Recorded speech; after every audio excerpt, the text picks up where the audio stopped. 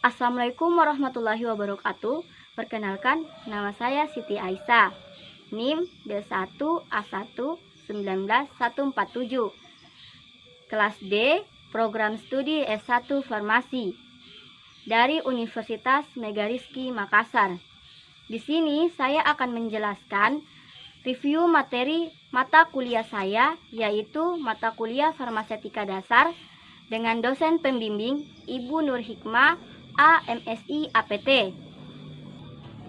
Untuk mata kuliah ini, bagian pertama yang kami pelajari adalah resep dan pelayanan resep, di mana definisi dari resep adalah suatu permintaan tertulis dari dokter umum atau spesialis, dokter gigi, dan dokter hewan yang diberikan kepada apoteker, lalu dibuat dalam bentuk sediaan tertentu dan diserahkan kepada pasien.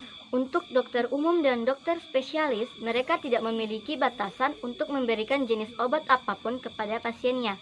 Sedangkan untuk dokter gigi dan dokter hewan, mereka memiliki batasan dalam memberikan obat. Contohnya seperti dokter gigi. Dokter gigi hanya boleh memberikan obat atau jenis obat untuk gigi saja, sama seperti dokter hewan. Dalam pembuatan resep, yang berhak membuat resep adalah apoteker dan asisten apoteker di bawah pengawasan dari apoteker itu sendiri.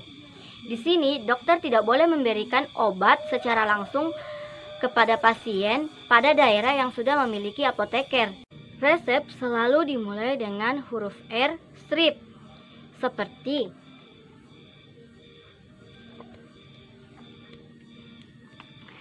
Nah, arti R strip ini adalah resip, artinya ambillah. Biasanya di balik tanda seperti ini baru tertera nama dan jumlah obat yang akan diberikan kepada pasien. Suatu resep yang lengkap harus memuat pertama nama, alamat, dan nomor izin praktek dokter tersebut. Kedua, harus memuat tanggal pembuatan resep. Ketiga, harus dimulai dengan tanda R strip. Yang keempat adalah nama obat, dosis, potensi, dan jumlah obat yang diminta. Yang kelima adalah paraf dari dokter yang menulis resep tersebut sesuai dengan peraturan perundang-undangan yang berlaku. Yang keenam, nama pasien atau identitas lengkap dari pasien tersebut. Ini adalah contoh resep yang telah saya buat. Contohnya seperti ini. Contoh penulisan resep. Nah, selanjutnya resep irasional dan resep rasional. Resep rasional adalah resep yang ditulis yang harus diperhatikan dalam penggunaan aspek dan cara penggunaannya, seperti dosis yang tepat, obat yang tepat, sediaan yang tepat, dan pasien yang tepat pula. Resep irasional adalah cara penggunaan resep untuk permintaan obat lebih banyak dalam resep yang memiliki indikasi yang sama. Pemberian obat dalam bentuk yang banyak kecuali untuk obat yang bersifat kronis dan obat antibiotika yang tidak sesuai dengan aturan pemakaian. Resep narkotika. Resep narkotika adalah resep yang di dalamnya terdapat golongan obat narkotik. Obat narkotik yang sesuai dengan peraturan perundang-undangan. Obat-obat ini digunakan hanya untuk di rumah sakit saja. Contohnya seperti kodein. Ada juga yang disebut dengan resep psikotropika. Resep psikotropika adalah resep yang di dalamnya terdapat golongan-golongan obat psikotropika yang sesuai dengan peraturan perundang-undangan. Nah, antara obat narkotika dan obat psikotropika hanya boleh digunakan oleh tenaga medis saja karena tidak boleh digunakan secara berlebihan. Obat psikotropika dan obat narkotika tidak boleh dikonsumsi secara berlebihan karena dapat menimbulkan efek samping yang pasien itu sendiri tidak mengetahuinya. Nah, materi selanjutnya yang akan kita bahas adalah obat.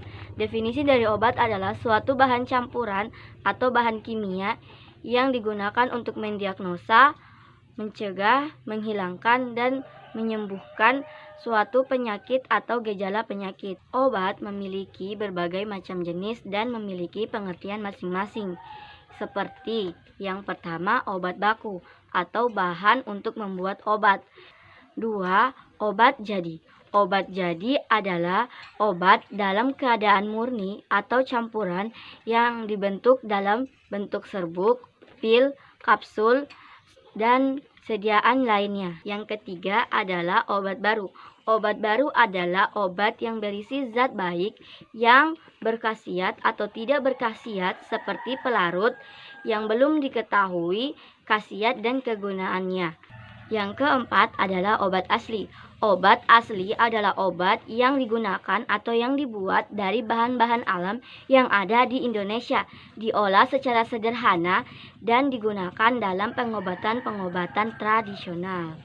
Yang kelima adalah obat esensial, dan yang keenam adalah obat generik. Obat generik adalah obat yang diberi nama sesuai dengan Farmakope Indonesia atau FI untuk zat berkhasiat yang dikandung dalam obat tersebut. Yang ketujuh adalah obat paten. Obat paten adalah obat yang penamaannya sesuai dengan tempat obat tersebut dibuat. Dan ada juga yang disebut dengan obat wajib apotik. Obat wajib apotik adalah obat yang diberikan kepada pasien tanpa resep dokter. Obat wajib apotik biasanya tergolong dalam obat-obatan keras, dan dalam penyampaian atau pemberian dari obat wajib apotik ini harus disertai dengan informasi lengkap dari obat tersebut. Penggolongan obat. Berdasarkan tujuan pemakaian, obat dibagi menjadi 3, yaitu pertama, obat yang bersifat profilaksis. Yang kedua, obat yang bersifat terapeutik, obat yang digunakan bersifat promotif.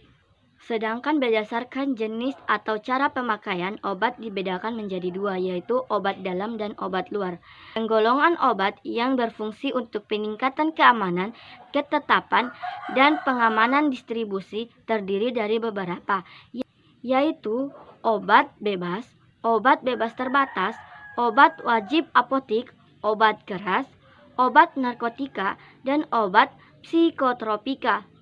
Penyimpanan obat. Obat yang mudah menguap harus disimpan dalam wadah tertutup rapat, dan obat yang mudah menyerap lembab atau CO2 harus disimpan dalam wadah tertutup yang berisi kapur klor atau zat lain yang cocok. Suhu penyimpanan. Dingin adalah suhu yang tidak boleh lebih dari 8 derajat Celcius. Lemari pendingin adalah suhu antara 2 derajat Celcius dan 8 derajat Celcius. Lemari pembeku adalah suhu antara minus 20 derajat Celcius dan minus 10 derajat Celcius. Suhu sejuk adalah suhu antara 8 derajat Celcius dan 15 derajat Celcius. Bila perlu, dapat disimpan dalam lemari pendingin. Ya, terus ada juga suhu kamar. Suhu kamar adalah suhu antara 15 derajat Celcius dan 30 derajat Celcius. Suhu hangat. Suhu hangat adalah suhu yang batas suhunya sekitar 30 derajat Celcius dan 40 derajat Celcius. Dan ada juga suhu panas berlebih. Suhu panas berlebih adalah suhu di atas 40 derajat Celcius. Nah, langkah-langkah pengobatan harus sesuai dengan pedoman dan penerapan yang rasional. Langkah-langkah ini dibagi menjadi 5T, yaitu tepat indikasi. Yang kedua, tepat obat. Yang ketiga, tepat dosis atau cara pemberian. Yang keempat adalah tepat bentuk sediaan yang dipilih. Yang kelima adalah tepat penderita. Interaksi obat. Faktor-faktor yang mempengaruhi interaksi obat adalah yang pertama, faktor fisika kimia. Faktor fisika kimia adalah faktor ketidakbercampurannya yang terjadi baik dari segi farmaseutika, kimia, maupun biologi. Yang kedua adalah faktor farmakodinamika. Faktor farmakodinamika yaitu mengenai tentang biologi dan biokimia serta mekanisme dari kerja obat. Materi selanjutnya adalah dosis obat. Definisi dari dosis obat adalah jumlah obat yang akan diberikan kepada pasien dalam bentuk tertentu yang akan menimbulkan atau mengakibatkan efek samping. Dosis obat terdiri dari beberapa, yaitu pertama, dosis minimum. Dosis minimum adalah jumlah obat minimum yang dapat menimbulkan efek samping. Kedua adalah dosis lazim. Dosis lazim adalah jumlah obat yang sering digunakan dan merupakan obat terapi. Yang ketiga, dosis toksik. Dosis toksik adalah jumlah obat yang diberikan akan menimbulkan efek keracunan. Keempat, dosis letal. Dosis letal adalah jumlah obat yang apabila diberikan kepada pasien akan menimbulkan kematian. Dan yang kelima yaitu dosis maksimum.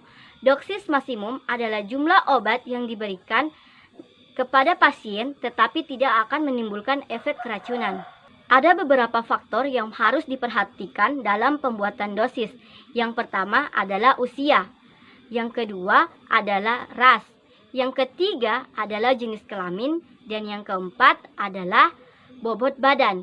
Kenapa? Karena bobot badan dari setiap pasien memiliki dosis masing-masing. Seperti bobot badan 50-55 kg berbeda dosisnya dengan bobot badan 80-90 kg. Materi selanjutnya adalah etiket. Etiket dibagi menjadi dua macam, yaitu etiket untuk obat dalam dan etiket untuk obat luar. Etiket untuk obat dalam yaitu ditandai dengan etiket yang berwarna putih. Etiket obat dalam digunakan untuk obat yang dikonsumsi melalui mulut, kerongkongan, hingga terus ke perut. Sedangkan etiket obat luar adalah etiket yang ditandai dengan etiket berwarna biru, di mana etiket yang berwarna biru adalah golongan obat yang digunakan selain dari golongan obat dalam. Ada beberapa syarat yang harus dicantumkan dalam penulisan etiket, yaitu pertama, nama, alamat, dan nomor telepon dari apotik tersebut. Yang kedua adalah nama dan nomor SIK dari apoteker pengelola. Yang ketiga adalah nomor dan tanggal pembuatan resep. Keempat adalah nama pasien. Dan yang kelima adalah aturan pemakaian dari obat tersebut. Materi selanjutnya adalah sediaan. Sediaan adalah campuran atau formulasi bahan dasar obat dan bahan pembantu yang akan membentuk sediaan dalam bentuk yang sudah dirancang sebelumnya sehingga dapat menghasilkan kerja obat. Sediaan terdiri dari beberapa bentuk, yaitu sediaan padat, sediaan cair, sediaan tablet, sediaan kapsul, dan beberapa sediaan lainnya yang memiliki fungsi dan cara penggunaan masing-masing yang berbeda. Materi selanjutnya adalah etiket. Etiket dibagi menjadi dua macam, yaitu etiket untuk obat dalam dan etiket untuk obat luar.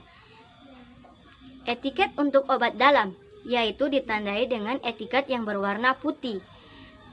Etiket obat dalam digunakan untuk obat yang dikonsumsi melalui mulut, kerongkongan, hingga terus ke perut. Sedangkan etiket obat luar adalah etiket yang ditandai dengan etiket berwarna biru, di mana etiket yang berwarna biru adalah golongan obat yang digunakan selain dari golongan obat dalam.